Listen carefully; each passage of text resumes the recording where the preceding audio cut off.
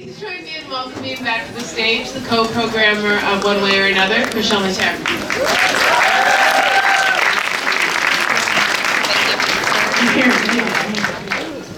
Wow, this was quite something, wasn't it? How many times, first time you've seen it? Wow, that's amazing. How many people second, third, or fourth time? Fifth, sixth, or seventh? There's a few of us around. Definitely. How many people heard about this film from your mother? Grandmother? Yeah? Aunt, uncle? School? All right, yay, the new school? Hello. All right. I'm going to introduce the rest of our panel. Leslie Harris. My dad. Solomon. And up at the very tip top of the room, my amazing mentor extraordinaire, Miss Pearl Bowser. Ready for all her in the lovely green hat.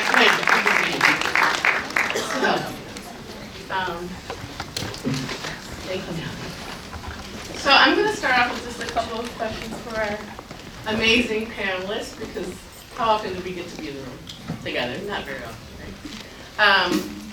For those of you who don't remember Leslie's name, you should, because her film, Just Another Girl in the IRT,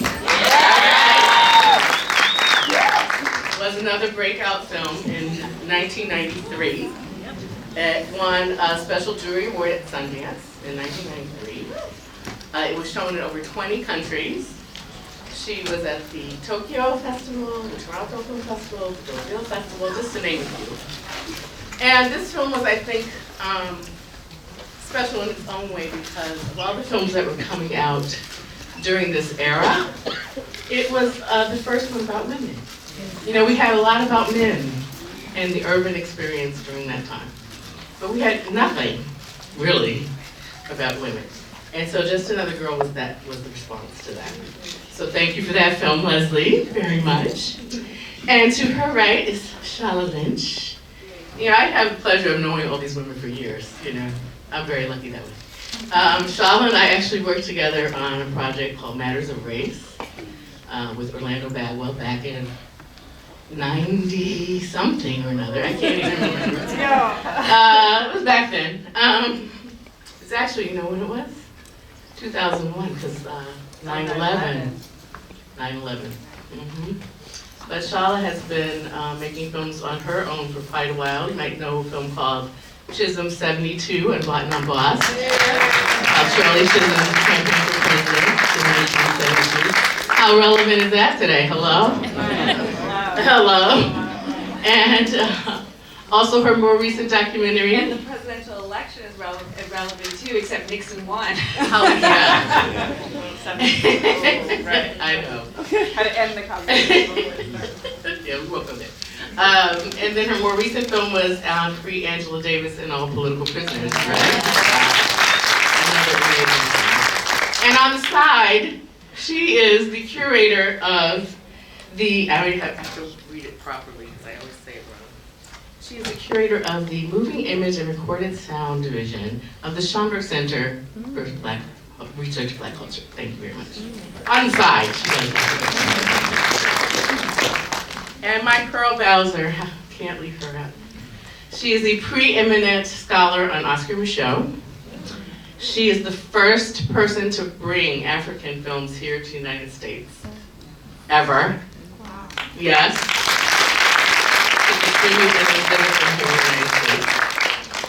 She is currently, we have a film of hers in this series called Namibia. It's playing on February 20th. If you haven't seen that, it's about the freedom fighters in Namibia. It's an amazing film. You should definitely see that. She's also been the production advisor and executive producer with a new film coming out by Lisa Collins and Mark Schwartzberg called Oscars Come Back. And that's coming out soon. Soon, Pearl? Yeah. Very soon? All right, so we're gonna run, Nellie's gonna run up to the mic to you in a minute, okay? So let's just get the conversation started by talking a little bit about what you feel the significance is of some of the films that we're showing in the series leading up to Daughters? I think with Daughters of the Dust, I remember when I looked at the New York Times, and it was like on the front page, and Daughters of the Dust had opened, and there was a line, they had a photograph of a line around the block with Daughters open, and that really... freezing cold, Dr. Martin Luther King birthday weekend in January of 1992, I remember, because I was there. And that's what I remember about Daughters of the Dust in terms of being a filmmaker and being a black woman. I was so impressed that Julie Dash did a film that talked about us, and it was a feature film that talked about us. And at the time I was shooting, it was 91, and I was in the midst of shooting Just Another Girl on the IRT. And it was just interesting how our voices weren't heard. And I thought that we should be doing films that were see black women both in front of and behind the camera. And that to me was very important. And then you fast forward today, and I think we still aren't seeing enough films, especially feature films, with black women behind the camera. We're kind of just starting to be like more in front of the camera.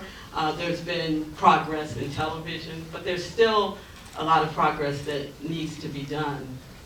The DGA released like their numbers about black women, it's minority women, and we're still like only in terms of feature films being distributed. We're still only, I think, 1.5%. I actually have those figures because I just put them in an article that we had published in Screen Slate. So this is from the 2016 Annenberg Report on Inclusion or Invisibility, Media Diversity, and Social Change. The statistics show that women working behind the scenes in above-the-line positions such as directors, producers, and DPs, this is just women, period, are only 3.4% of the entire population working in mainstream media. This translates into a gender ratio of 5.6 males to every 1 female behind the camera. Out of the 407 directors assessed, 87% were white, and 13% were from underrepresented racial ethnic groups. Only 2 of the 53 underrepresented directors in film and television were black women. 2016, people, okay? 2016. And Daughters was 25 years ago. That was the first time that the film was released, a film by an African-American female director, writer, producer, theatrically, commercially released in 1992. So, with that, Shella. Well, to answer your question, in 92, I didn't even realize I wanted to be a filmmaker. But I remember the film, and I remember going to the art house to see it, and what I took away were the images, and they weren't images I had ever seen before, and they kind of haunted me through my days. You know, that they're not commercial, but they're beautiful, and I hadn't seen that before. I hadn't seen enough photographs of us before.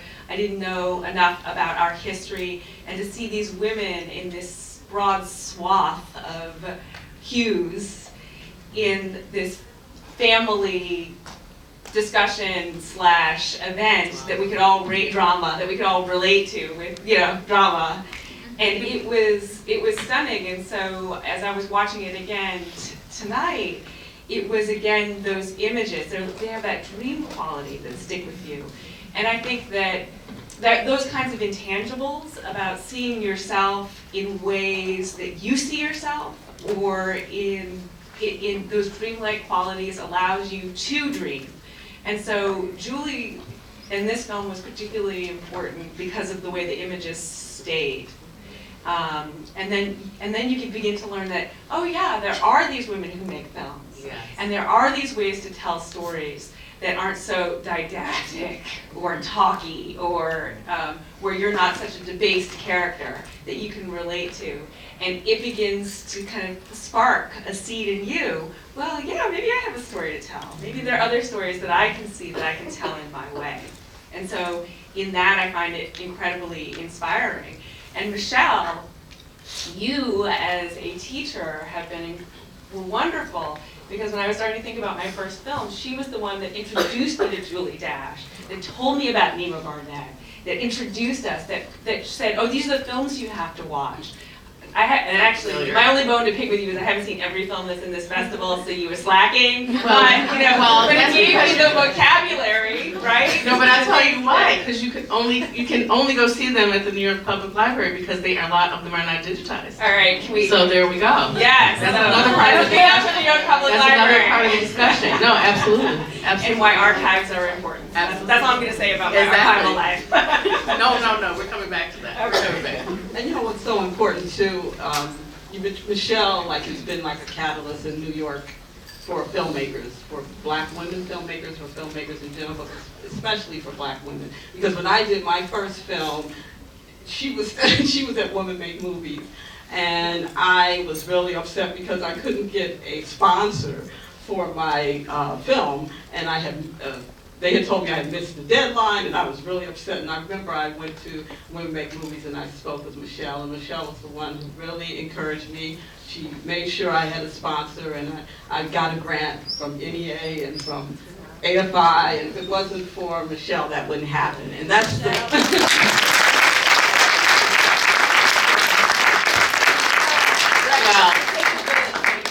It takes... Okay, and Nellie, where's Nellie? She is. I knew this wasn't going to take too long. And I was going to say that I have my mentors like Pearl Bowser to thank for giving me the inspiration and the guidance and and empowering all of us, by her example. It's a generational thing here. I want to talk a little bit about the history of black women making films. I want to talk about the time I first met in Sundance. Robert Redford invited a group of black American women to spend a week in Utah, where Maya Angelou took us through the paces of how we could raise money to make the films we wanted to. Julie Dash was there. I was there, and a lot. I can't drop the names of the women who were there. We all moved off in different directions. Some of us made documentaries, others made short poetic films, but nobody ever forgot what it was that Julie Dash did, because it wasn't just the imagery. It was stories about us as women, and she proved that it could be done. She stuck to the project long enough to get it completed. And it took all those years up until, I can't begin to tell you, when she finally was able to get enough money to make the film she wanted to make, the story she wanted to tell. But the research that she had gathered together, in the Gullah language, all that imagery, and the stuff that we take for granted because it happens a second on the screen. But it took a lifetime of research going into that, and the devotion that Julie Dash kept with this film. We should all be proud of the film because it represents something about us that is timeless. She's with us. I'm sorry she's not here today to appreciate the accolades she would get, but she was a mentor before she was even, I can't even find words for it, but she was a spirit, like that child that floats through the film, is born and dies. She doesn't die. She just sort of spiritually moves on to the rest of us. She's carrying our history. She's carrying the spiritual history which Julie Dash was able somehow or the other to capture on screen, so that many of us who sat in that audience and saw it for the first time, I'm still in tears when I see it. I don't understand all the language, but I understand the pathos and the sadness that is there, and how she was able to capture those moments in black life today. Absolutely. And put it on the screen so that we could appreciate it from way back then when. Absolutely. We could connect with that way back past. I always like to tell a story, Pearl, about when we opened Daughters in 1992. Nobody wanted to be Geechee or Gula. No one wanted to own those names of who they were and where they came from until this film. And then Julie had women running up to her, like, you know, what we were afraid that people were gonna start pulling up locks of her hair, because they were so empowered by what they had seen on the screen. I mean, in this print, is that amazing? Bam, thank you so much. This is amazing. And UCLA is responsible for the restoration of this print, but I've seen the print in other places. It doesn't look like this. This is amazing, man. Nellie, all right. But yeah, I think this is what Pearl's talking about. We have our own. We had not had our own images like these images prior to this, and so it was really an empowering moment for a lot of people of color. Period. Regardless of what your ethnic and cultural backgrounds were, best to see something different than what had been seen before. Pearl, while the mic's up there with you, why don't you talk a little bit about the importance of us preserving and archiving this work? I mean, I can't find the words for the importance of it. I mean, it is what it is, and we need it, much like we need the breath and fresh air that we breathe on this earth. It not only gives us a reason for being, but it gives us hope of trying to hold on to, not hold on to, but passing on from one generation to another the importance of who we are. Not Pearl Bowser, not the individual names, but who we are as a people, and what our history has brought to us. I'm sorry, I'm losing my teeth. It's okay. I don't care. I'm not embarrassed. I'm not embarrassed. It just shows you I'm 87 years old.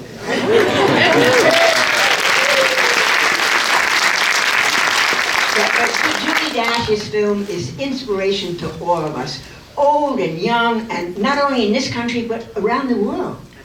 Because she did something with imagery in an American film about our history that translates beyond languages.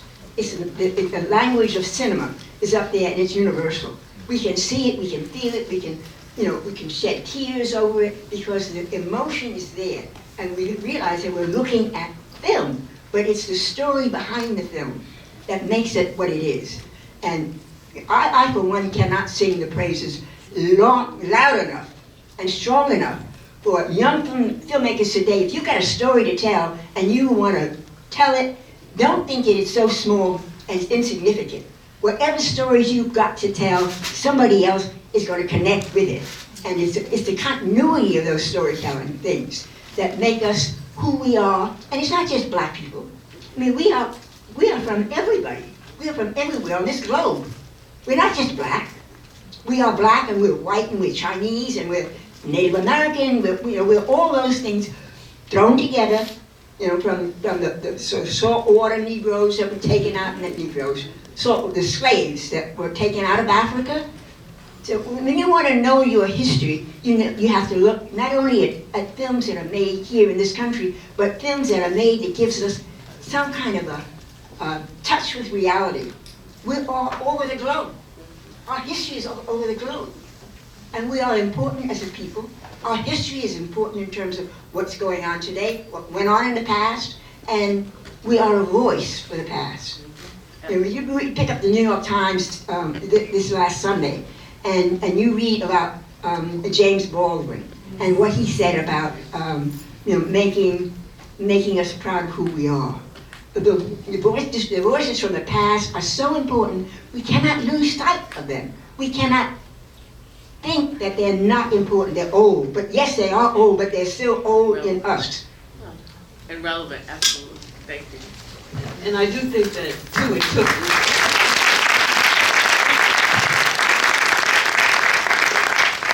interesting, it took Julie Dash, a black woman, to make that film, to make a film that really, I think,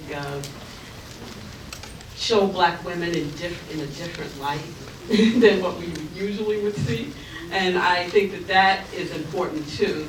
As a filmmaker, I agree. I think you should see films from, I'm a big cinephile, so I think you should see films from all over the world. You should, and I feel like with Julie's film, she really took the story, the spirituality, and what's really a shame in listening to Pearl is that Julie wasn't just the Hollywood industry didn't support her to make more movies.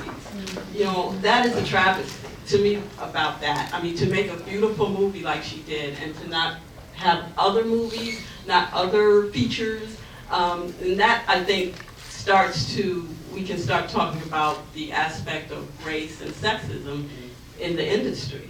I mean, that's really a shame that happened. Well, I'd like to hear more about her story post this and leads her today to the films that she's making. I mean, because I do think sustainability, it takes 10 years to make one film, and then the opportunities don't come, and then you have kids, and then you have to make a living, all of that. So I'd like to hear a little bit more, because she's still making films. Oh no, she's definitely making films. In fact, we're showing her latest film, which is a short, on Sunday, as part of the Julie Dash shorts at 7 p.m. But she is teaching at both Morehouse and Howard University. And which is why she came here, because she's traveling back and forth every week to those two locations, from Atlanta to DC and back, yes. But she's also made numerous documentaries. She's working on a film on Verda Grosvenor, which is almost completed. Verda she's recently passed. And She's like a Julia Childs for African Caribbean food. Yes, she was among other things. Adventures of a Geechee Girl. Traveling Geechee. The Traveling Geechee Girl. Traveling Notes of a Geechee Girl. There we go. It was her cookbook. But she's in the film. She's the one who, I think she says something about when Yellow Mary comes, she says, all that yellow gone to waste. That's Verda May. But yeah, so she's been working constantly. She's never stopped working. It's not in the same way that a feature, narrative would have been received, perhaps. And here we are back to the same issue. Why don't we see this work? Why are all the films in this series nobody really has known about or heard about? It's the same. I think it's the same kinds of issues. It definitely, unfortunately, like Sugarcane Alley, Suzanne Paul's League. That film was a great inspiration for me as a filmmaker. Camille Phillips. I saw Finding Krista, which was a documentary. I mean, all these films that you see that I saw as an aspiring filmmaker, it makes you who you are as a filmmaker.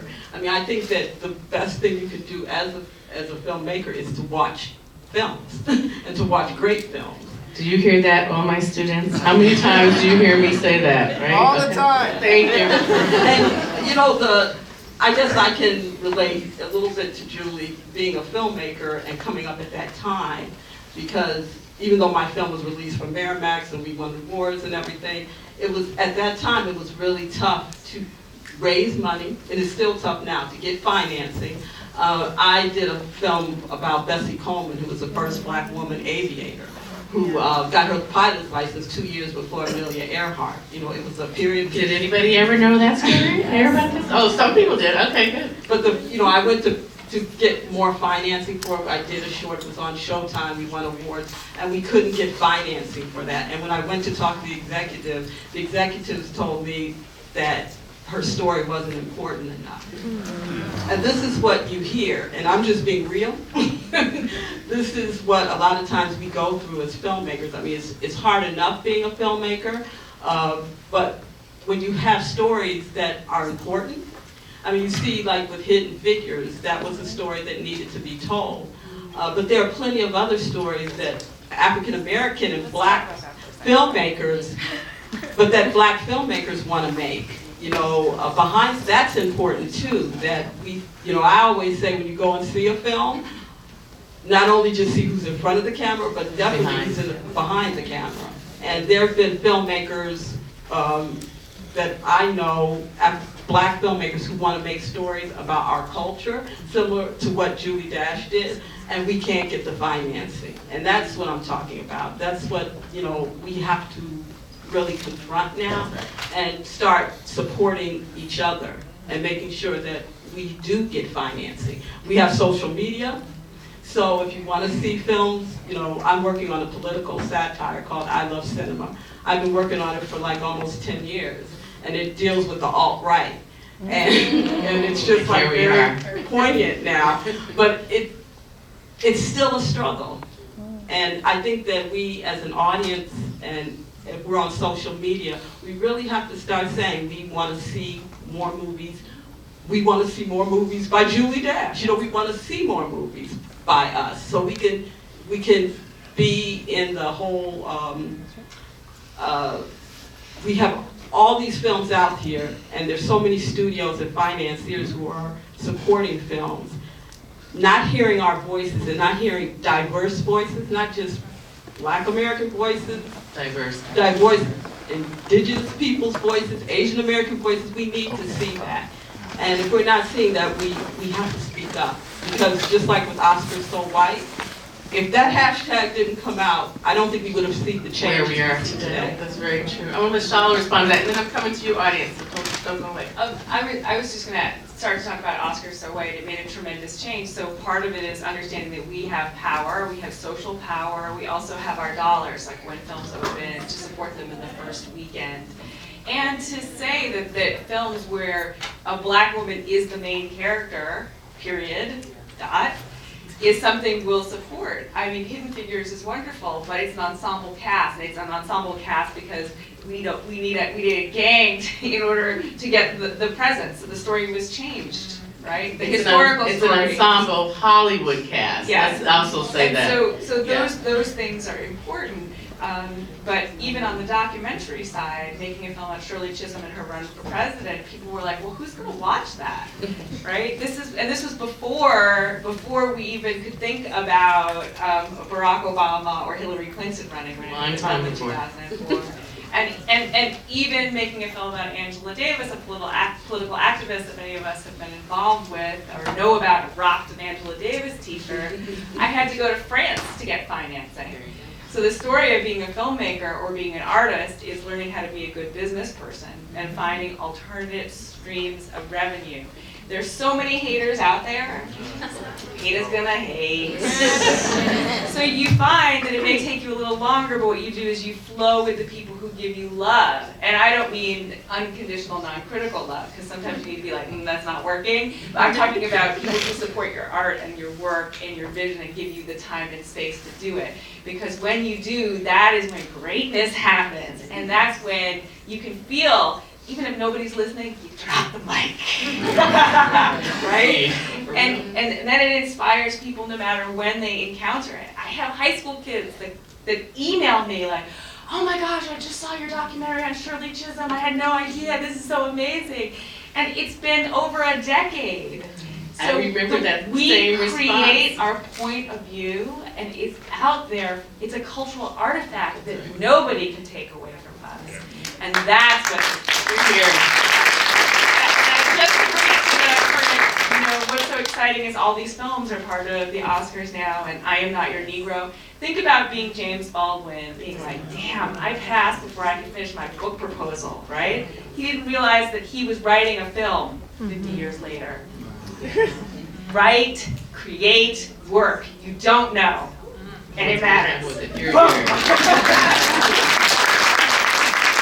was just reminding you of the same response that we had to your film at Harvard when we showed it to that group of young women who were in the Women Lead, the White House Project. And it was the same thing, that these young girls had no idea that a woman had even ever run for president. And they were weeping, and let alone a Black woman. They were weeping at the end of the film because they were so overwhelmed by the fact that this could really happen for them, you know? Which is, I guess, another point, even as a filmmaker or looking at history, we can't be arrogant enough to think we're the first. No. Somebody else has thought about it, somebody else has done it, somebody else has written about it, and what's powerful is to go to the archives, to look, learn, dig deep, and connect to your past self. I mean, nothing better. Spoken from the curator of the John Bird Archive. Okay. I just want to add, that's why this series is so important. I mean, I'm looking at all the films that are listed. They're all like really are inspiring, and I think that if you have a chance to see them, it'll be something. Thank you for that segue, because I just want to mention a couple films, and then I am coming to the audience. Tomorrow, 7 p.m. Be Done Was Is. Nellie mentioned at the beginning of the program, Black women comedians. You have not seen this film, from 1984. And we have the amazing actress, comedian Phyllis Yvonne Stickney coming to do the Q&A with me tomorrow at 7 p.m. On Sunday at 7 p.m., the Julie Dash Shorts. Deborah Zimmerman from Women Movies, who distributes most of these shorts, is going to join me.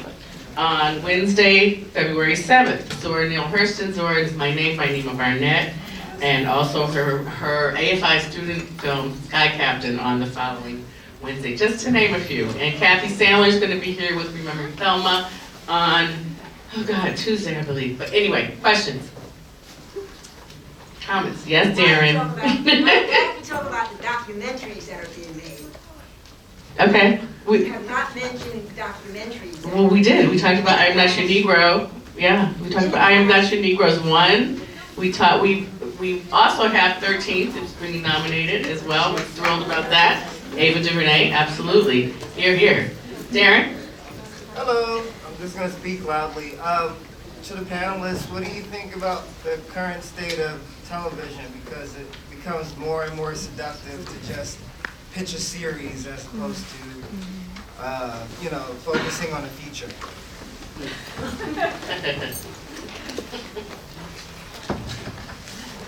Well, and you have to stick to your vision. If you really feel what you're making a film, a feature, then that's what you need to. I mean, people have always said that to me for particular projects. But then also there's money in television and in these platforms. And if you can create a series that sustains the idea and allows for these wonderful characters, you might be Atlanta, right? Where you get to have all of these range of characters. So don't poo-poo TV. Work is work. Work is work. No. I just think that, stories are very important in telling good stories. And wherever medium that is, whether it's television or feature films, I think that quality is really important. And we have an opportunity more in television now just because it's just the door is opening a little bit more, as opposed to sometimes feature films, especially for Black women, feature films aren't really the doors and really opening the way it should be.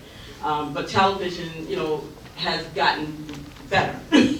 Not the way it should be, but better. Definitely a little more diverse, for sure. Other questions, comments? No? Yes, Aurelia. Hi. I want to thank you guys so much from the bottom of my heart for your work and everything that you do. This is really just a comment. Just another girl in the IRT I probably saw when I was 13. You don't have to give us age. Right? It was a long time ago, but it was an impactful story. It really was, and it was one of those stories that I would tell my friends about.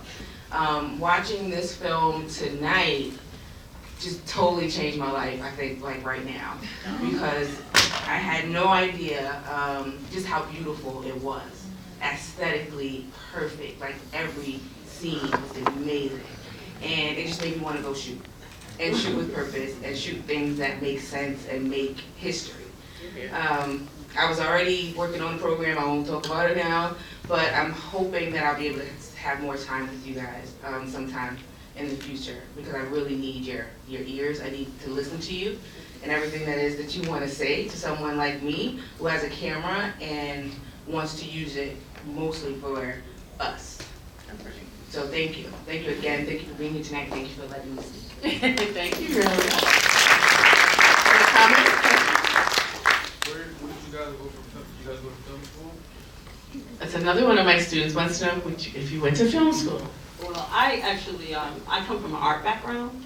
So I came to New York, I did an internship, so I worked in advertising in the creative department, and I love film from, I used to go with my brothers who, I grew up in Cleveland, Ohio, and we were in the inner city, but for some reason my older brothers love movies. And they love movies from all different cultures, so I used to go to see, African movies and movies from French movies, and when I was young. So that was what I really loved, but I had an art background. And so I came to New York. I wanted to go to film school, but I couldn't afford it. So actually, after working in advertising for a while, I quit my job because I wanted to make films so badly. I had seen Spike Lee and some other filmmakers, and I started temping, and then I started writing my screenplay. And I would tell them I couldn't do anything but answer the phone so I could write. I got messages mixed up, but that's how I wrote my first screenplay. While you're answering the phone, the reception. And then after that, which is, I wanted to go to NYU and I couldn't afford it, but I have taught at NYU. How about that? How about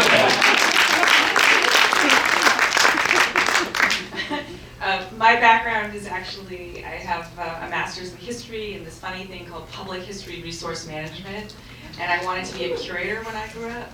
So I didn't know you could be a filmmaker, and I loved using the artifacts of history in collage-like ways to tell a story. And I wasn't brave enough to say I was an artist. And so I actually, by accident, landed a job working for Ken Burns as a researcher and worked for his team on Frank Lloyd Wright and then the Jazz series. It ended up being about 4 or 5 years. So I apprenticed in documentary filmmaking by being in the room. And at the end of that, you know, it's so easy to be frustrated with whoever you're working with or for. You know, that's his vision is not my vision, his point of view is not mine. So I got a little grumbly, you know, like, I can, yeah. So I turned to myself and I was like, well, okay, Miss Hot Stuff, make a film. And then, and that's how I made my first film on Shirley Chisholm and her run for president, because that was a story I wanted to see. That was a character I wanted to know more about. And so, learned on the job, and then trial by fire, making mistakes. Yes. So, when you guys were making your films, there was no GoFundMe, and there was no like social network. So how did you guys come up with the money to make your films? Women Make Movies is an amazing organization. So they offer something called fiscal sponsorship, so you apply for it. And when you have fiscal sponsorship, you can apply for grants. And so I became a grant writing woman. I was like, oh my goodness, because it's a matter of odds. I was like, okay, this is a rejection, but if I keep writing and then rewriting and sending back, I'm gonna raise some money. And in 2 years, I raised over $500,000. It's a probability game. You can't be afraid of the no. Just go, okay, well, let's turn that around. How do I turn that around into a yes? And let me just say, the Shala made the best fundraising trailer I have ever seen, ever. I still use it in class, right? Do I not use it in class to show people how to make a fundraising trailer? And she raised her money so fast because of that trailer. I would say the other thing is to master the art of the pitch. So I would go into a room and I would say, I'm trying to make this film about Shirley Chisholm, the first black woman elected to Congress, and she runs for president in 1970. Right? That's not the energy of Shirley Chisholm. So I had to figure out how to overcome that and set the stage so people got excited about the story. And then they're like, wait a second, I'm learning something about history. There you go. Well, you know, my first grant. Leslie Baca mentioned. Oh yeah, my first grant was for $150 at Baca and Bricks and Arts Council. But then from there, you know, I got AFI, and then I got New York State Council of the Arts. I got $25,000 from NEA, and I just want to say shout out to NEA because that may not last. You know, there's talk about things like that being cut, and that's really a shame because we really need those type of grants to foster artists. If it wasn't for NEA and some of the other grants, we wouldn't have Spike Lee. So it's something to think about. Like if you want to see films that are alternative films, you wouldn't have a lot of films. Julie Dash's film. You know, we wouldn't have films if it wasn't for some of the arts organizations. Phil Greaves, that's right. You wouldn't have Black Journal. That's right. You wouldn't have all That's of PBS, all of PBS, yeah. I think we have time for a couple more questions. I can't see. Is that Shannon? Yeah. Oh my goodness, another one of my former students. Go Shannon. Thank you so much for bringing this film, first of all. And it's my first time seeing it, and my grandma, who I vaguely remember, grew up very close to the coast in South Carolina, so I vaguely remember stories about this land. And it was so beautiful for me to get inside of it just now. But I just wanted to use this time to let everyone know that the Gullah Geechee people are fighting for their land right now. That's right. So any way you can help, because their land is about to be seized and turned into basically resorts and playgrounds for wealthy. So I just wanted to highlight All that beautiful beach all that that you beautiful saw. beach that you saw, which really does belong to those people who are descendants of Africans brought to this land, are still fighting to hold onto their land. So That's we should right. all try to support them whatever way we can. Thank you, Shannon.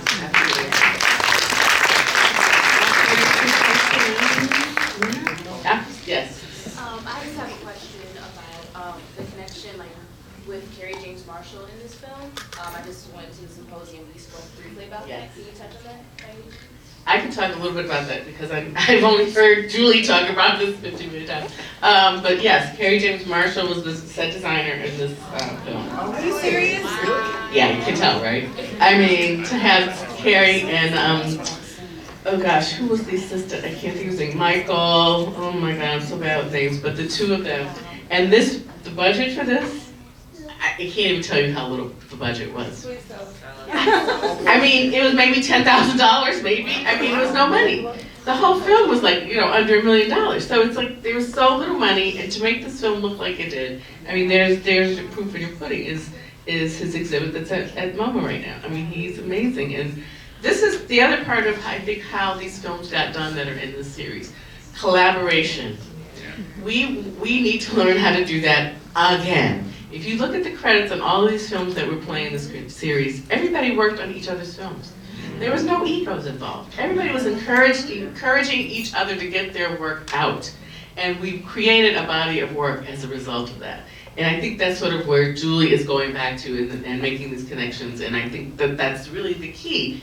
My students are doing it. I mean, they're all working, Shannon, Darren, they're all working with each other to get their work done. Because otherwise it's not gonna happen. We may not have an NEA. We may not have any PBS, so we do have to learn how to collaborate and use each other's skills. I always tell my students, when you're in a classroom, you have all the skills that you need right in one room. You just have to tap on each other to get them out. Right. I mean, I would only add, right, it's not about trying to find the star that's gonna help you do it or the financer that's gonna help you do it. Your peer group is your biggest resource, and it's undertapped often. Totally understand. And I also think, you know, tell your own story. I tell my students too, don't try to emulate other films. You have so much history. Don't forget that. That's in your family, that's your ancestors, there's your stories. There's so much to be told. And I think that when you can only make like your first film once. That's right. And Say that again. Say that again. Say it again No, so people really hear that. You cannot compromise, right? Right, I mean, really, because, you know, you're going to, when you make your third and fourth film, you're going to encounter a lot of people who want to put their stamp on it or tell you what to do or do this, do that. And to make your first film, that's like a privilege. And also, it may take you 10 years, it may take you 5 years, but there's no other joy than to sit in a movie theater and people to enjoy something that came from your heart. There you go. Pearl, you want to shout out a response to that? How did I know to come to you? Yeah, I'm dying to say. Go ahead, we can hear you. Go ahead. We hear you, yeah. Why did you include Namibia Independence Now? Do you know the background of that film? Go ahead. I don't know if I can be heard, but. Yeah, we hear you fine. The guy who illustrated all of Oscar Michaud's books, we're talking about back in the early period. Oscar Michaud was making it. I'm sorry, yes, thank you. I get sort of wound up in the emotions of it, and I lose track of the substance of what I want to say. But Namibia Independence Now, which is showing in this event, Yes. came to me by virtue of the struggle that was taking place in Africa through the UN. They wanted a film to be made about the Southwest African People's Organization through the UN. I, working with Third World Newsreel, had an opportunity to get in under that project. They came to our office and offered us the money to go into Africa to make this film and to come out, to bring it out of Africa, because they had tried a number of times to get this film out of South Africa. And for one reason or the other, whoever they hired just did not get out of the country with their footage. But we went with money tied on our belts, and we went into the bush. We went with SWAPO. We went with Cuban soldiers, protecting people on the beaches of Angola and other parts of Africa.